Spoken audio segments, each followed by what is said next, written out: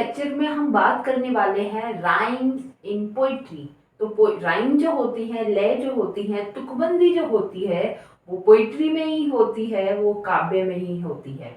अब यहाँ पे हम राइम की बात करेंगे कि किस किस प्रकार की राइम होती है। कभी कभी हमें कुछ राइम ऐसी मिलती हैं कि वो जो दोनों ही वर्ड हैं, पहली लाइन का और दूसरी लाइन का, वो मैच करता हुआ मिलता है पूरी तरह से। और कभी कभी हमें ऐसा लगता है कि वो मैच नहीं कर रहा है, मगर फिर भी वो राइम स्कीम के अंतर्गत, मतलब ए से जो है वो पहली लाइन से दूसरी लाइन उसी सेम राइम स्कीम की स्कीम जो है उसकी सेम ही रहती है।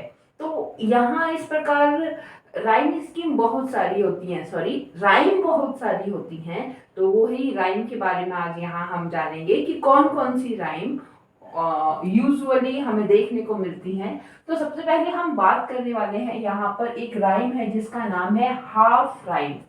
हाफ राइम, जैसे ही हाफ राइम हम देखते हैं तो ये तो नाम से ही सजेस्ट कर रहा है कि ऐसी राइम जो कि हाफ है, आधी है, मतलब या तो कोई वर्ड है उसकी स्टार्टिंग से मैच करती होगी या एंडिंग से मैच करती होगी दूसरे वर्ड की लाइन के वर्ड से, तो वो हाफ राइम है, पर हाफ ही मैच करती होगी।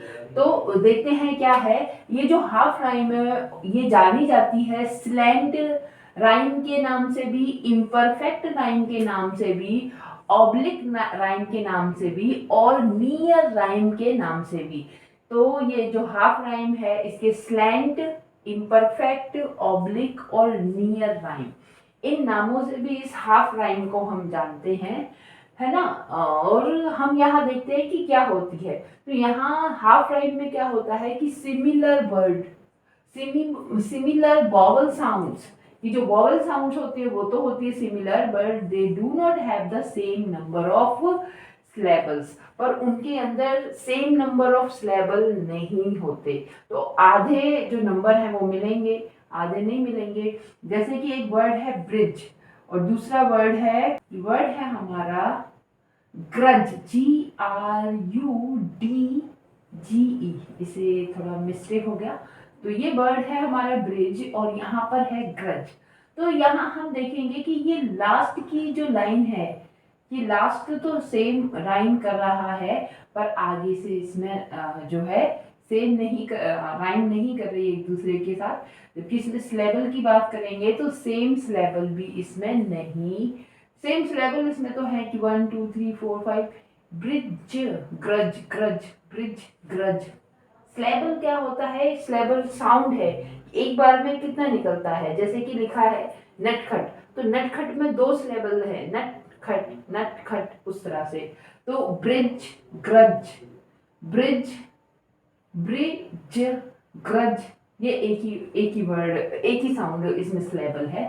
यहाँ देखिए कि ब्लीव और ग्रीव, तो बी लीव ग्रीव, ग्रीव है ना, बी लीव ग्रीव। तो यहाँ पर हम देखेंगे कि ये भी साउंड कैसे, इसमें तो यहाँ देखिए बिलीव, तो बिलीव ग्रीव, लीव ग्रीव ऐसे साउंड कर रहा है। तो लास्ट का जो ये है ये साउंड कर रहा है ना, मैच कर रहा है। तो ये क्या है? ये हाफ राइम है। आगे हम देखेंगे कि क्या है कि इंटरनल राइम। इंटरनल जो भी कुछ होता है, जैसे कि एक्सटर्नल, इंटरनल, एक्सटर्नल बाहर से रिलेटेड, इंटरनल भीतर से रिलेटेड।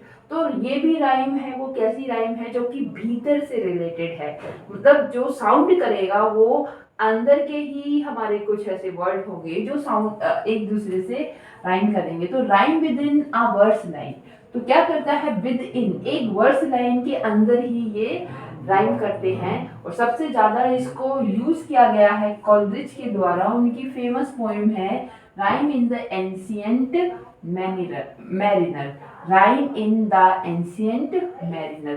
तो Rime in the Ancient Mariner, इसका जिक्र आता है विलियम वर्ड्सवर्थ की। जब हम लिरिकल बल्लेट्स पढ़ते हैं तो वहां पर हम देखते हैं कि कॉलरिज और क्या कहते हैं, कॉलरिज और विलियम वर्ड्सवर्थ का जो जॉइंट एडवेंचर है, उनका वर्क है, साथ साथ में पब्लिश हुआ लिरिकल बल्लेट, रोमांटिक एरा की जहाँ से शुरुआत होती है। तो Rime in the Ancient mariner पहली ही वहाँ पोइम रहती है। तो यदि आप इसे देख सकते हैं। विलियम वर्ड्सवर्थ के लिए मैंने वहां पर सेपरेट प्लेलिस्ट और वहां 200 लगभग 200 एग्जाम पॉइंट्स वहां मैंने डिस्कस किए हैं। तो आगे यहाँ हम देखेंगे क्या कि इनका Rime of the Ancient Mariner. और ये क्या है इंटरनल राइम कि the guest are met, the feast is set, the guest are met, the feast is set. और आगे इसी तरह से लाइन, मतलब एक ही लाइन के अंदर, अभी ये लाइन जो है ये टूटी नहीं है, एक ही लाइन है, पर यहाँ पे इंटरनल राइम हो रही है। इंटरनल एक ही लाइन के अंदर दो वर्ड हैं जो क्या कर रहे हैं, आपस में राइम कर रहे हैं। यहाँ हम देखते हैं falling rhyme, falling rhyme, falling rhyme है ना। फॉल का मतलब तो गिरने से होता है, तो ऐसी राइम जो अंत में आके क्या फॉल हो जाए, जिसमें गिर जाए। तो यहाँ पे देखो ये दो टर्म है, इनका हमें ध्यान रखना है, ट्रॉकी और डेक्टाइल, ट्रॉकी और डेक्टाइल। ये जो ट्रॉकी और डेक्टाइल है ये हमने सिलेबल के दौरान हमने डिस्कस किए हैं कि ट्रॉकी क्या होता है और डेक्टाइल क्या होता है। यदि आपने नहीं देखा तो प्लेलिस्ट में आप जाके देखेंगे, मीटर इन पोइट्री, जहाँ पे सिलेबल क्या होता है, मीटर क्या होता है, फुट के बारे में हमने डिस्कस किया है, और अब हम राइम के बारे में डिस्कस कर रहे हैं। तो ट्रॉकी जो है ये क्या है कि यहाँ पे हमें दो तरह के सिलेबल देखने को मिलते हैं ट्रॉकी के अंदर का। इसमें क्या होता है कि ट्रॉकी के अंदर एक स्ट्रेस लेवल होता है, एक स्ट्रेस लेवल होता है पहला, और उसके बाद अनस्ट्रेस लेवल। जबकि डेक्टाइल के अंदर क्या होता है कि एक स्ट्रेस लेवल है, उसके बाद दो अनस्ट्रेस लेवल हैं। ट्रॉकी एक स्ट्रेस लेवल के बाद एक अनस्ट्रेस लेवल, और डेक्टाइल एक स्ट्रेस लेवल के बाद दो अनस्ट्रेस लेवल। तो जिस पोएम में इस तरह का ट्रॉकी और डेक्टाइल, कहने का मतलब स्ट्रेस के बाद अनस्ट्रेस लेवल फॉलो किया जाता है, स्ट्रेस लेवल के बाद अनस्ट्रेस लेवल आए तो वो फॉलिंग राइम के अंतर्गत आएगी। ये देख लीजिए कि स्ट्रेस तो स्ट्रेस दबाव पड़ रहा है, तो अनस्ट्रेस तो फिर उस पर दबाव नहीं पड़ा, वो गिर गया, है ना। इस तरह से याद रख सकते हैं। जैसे कि एग्जाम्पल आप देख सकते हैं, Jack and Jill went up the hill, है ना। तो हिल पर कोई क्या नहीं पड़ रहा, स्ट्रेस नहीं पड़ रहा। Went up the hill, went stress पड़ रहा है, ठीक है। आगे हम देखेंगे, बहुत पूछा भी जाता है कि मस्कुलिन राइम क्या होती है, फेमिनिन राइम क्या होती है। तो मस्कुलिन राइम, जैसे कि नाम है मस्कुलिन, है ना, तो वे है सिलेबल, लास्ट का सिलेबल, ये फाइनल सिलेबल से रिलेटेड है कि फाइनल सिलेबल अगर स्ट्रेस है तो वो मस्कुलिन राइम है, अगर फाइनल सिलेबल स्ट्रेस्ड है तो वो मस्कुलिन राइम है। जैसे कि ब्लो, फ्लो, तो हम जब ये बोल रहे हैं तो हमारा जो बोलने पर क्या पड़ रहा है, दबाव पड़ रहा है। तो ये जो राइम है लास्ट में, ये किस तरह की है, मस्कुलर राइम, जैसे एक्साइट, इनवाइट, ठीक है। जबकि फेमिनिन राइम जो होती हैं उनका जो फाइनल सिलेबल होता है वो कैसा होता है, अनस्ट्रेस होता है, वो अब मुंह से बिना दबाव के ही निकल जाता है। जैसे कि मोशन, पोशन, लेजी, क्रेजी, ठीक है। तो ये क्या है, ये फेमिनिन राइम है जहां अनस्ट्रेस लेवल होता है लास्ट वाला। और यहाँ हम डिस्कस करेंगे कि आई राइम क्या है। आई राइम ये बड़ा मजेदार है, क्योंकि यहाँ पर क्या करते हैं कि वर्ड्स तो एक जैसे होते हैं, वर्ड्स तो एक जैसे होते हैं, कर रहे हैं ये आई राइम नहीं, ये एंड राइम की बात है, END, एंड राइम। तो एंड राइम क्या होती है, टेल राइम भी इसे कहते हैं।